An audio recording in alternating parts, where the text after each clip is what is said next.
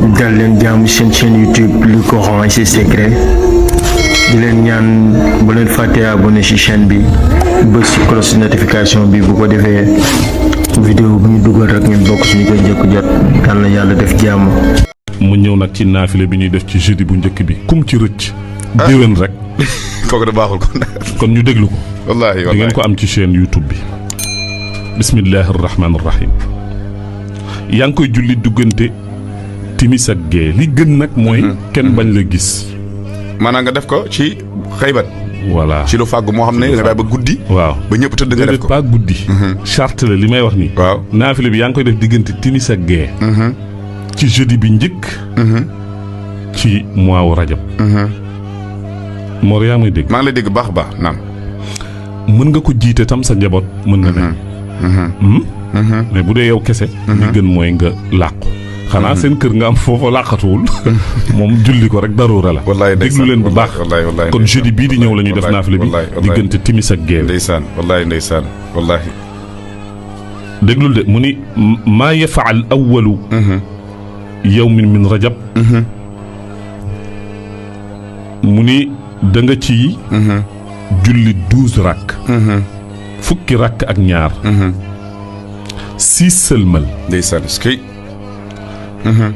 nee na kullu rakaatin taqra'u fiha alfatiha marra nga jàng fatiha benn yoon rakka bu ne fatiha ngay jàng benn yoon skay macha allah inna anzalnaahu fi laylatil qadri ñetti yoon ci rakk bu ne suratul ixlaas 12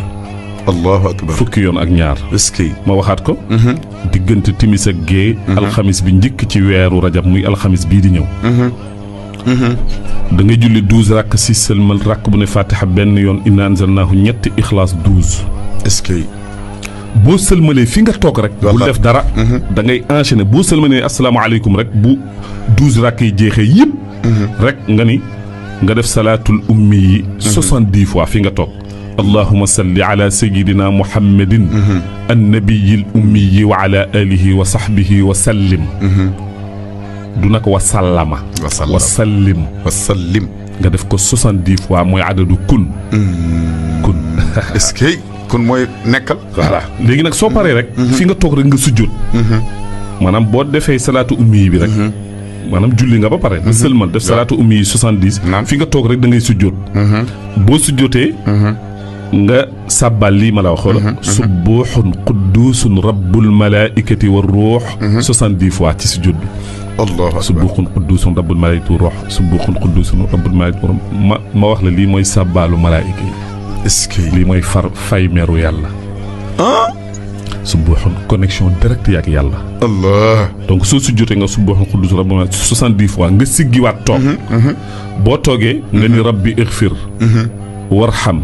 wa tajaawaz amma taalam innaka anta al a'azzu al akram moom la